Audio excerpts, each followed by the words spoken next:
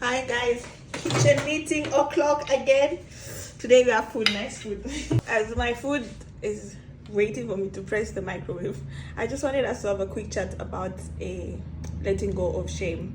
I need to, or rather I'm learning how to let go of, so I don't let it control me. Anyway, I was busy feeding my plants so that they have enough food for the 1 week that I'm going away. So I'm actually going away. I'm very excited. So you can see the smile on my face. So this trip that I'm going to is a work trip.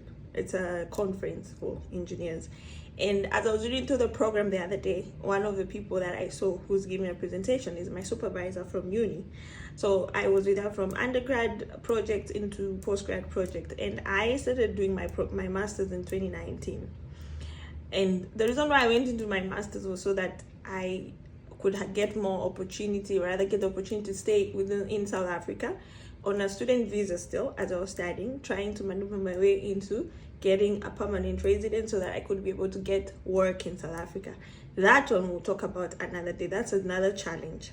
But this master's, I started it, and in 2018 I did my honors, and I could feel fatigue, like extreme fatigue in my body, because I'm someone who would push myself, like I have a target, I'm gonna push myself to get that target. By the time I was going into my master's, I was just so tired. The fatigue really controlled me, and I ended up not finishing this thing. So I've been battling with the shame of starting something and not finishing it for the past 6 years. It's only the other day, like today is Tuesday. On Sunday, I think I was reading that program on Sunday, when I felt that shame leaving me. As soon as I saw my supervisor was one of those who was going to give the presentation. And the reason why I was carrying that shame around is because I felt like I let her down. I let the dean of the department, of the civil engineering department at UP down, because it's someone who takes me like his daughter. He's Tanzanian, I'm Kenyan, that East African thing. And also just feeling like I've let my scholarship down, the people who are pushing me, and also feeling like I've let myself down, let me not lie, because I'm that person who wants to always start something and finish. But if I tried, guys. It's been 6 years of me battling, going in and out of this thing. And I've carried the shame of, Jane, you started something and you didn't finish it. And then as this shame left me the other day, I was just like, you know what? You don't necessarily have to finish that particular master that you started. This is something that you want to do. And I've actually, the whole of this year, I've been looking into other topics I can go into, because the topic I'm doing, it's literally my day-to-day job. So honestly speaking, if I could have finished it, I would have finished it, But at the same time, I do not know whether it's the fatigue or the fact that this thing is not speaking to me anymore, and having to carry this shame with me around. Like, I was even having an interview with my friend the other day around being a civil engineer. You can watch her YouTube video. And she asked me, oh, you never finished your master's? And that was the day, actually, when I responded to her and I said, no, I didn't finish. That was the day I felt so much power in me that I was actually saying, no, I didn't finish, without feeling shame, without feeling like I've done something wrong, And after I finished reading that program, I said to myself, after my supervisor finishes giving the topic discussion that she's going to give, I'm going to walk up to her and I'm going to talk to her, and I'm going to be like, yo, listen, let's have a candid conversation, because I did not finish this thing because I didn't want to. It's just that I don't know what it was, but it was either the fatigue, it was the fact that this thing is not speaking to me anymore.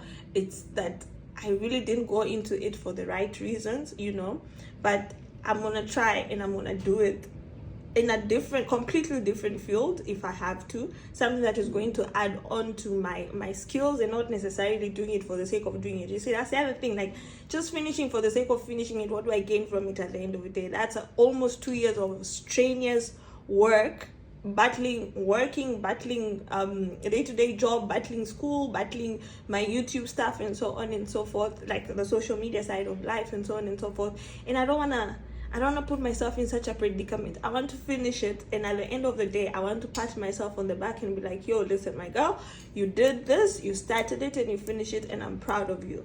So I think from my story here, if someone who's battling with carrying shame from not having finished something because you want to please other people, I think it's time you let go of that. Live your life for yourself, because we only have one life, guys. We only have one life at the end of the day. So for me not to be late, I have 16 minutes 26 minutes for the people coming to get me to come get me, and I don't want to be late. And quickly have something. Then when I get to the lounge at the airport, I'll probably just have a drink or have dessert and so on and so forth, because also I don't want to leave food in my fridge for it to go bad. So yeah, that's it. My final lesson, my final chat to you is make sure you let go of the shame. All right? Okay. Okay, update o'clock.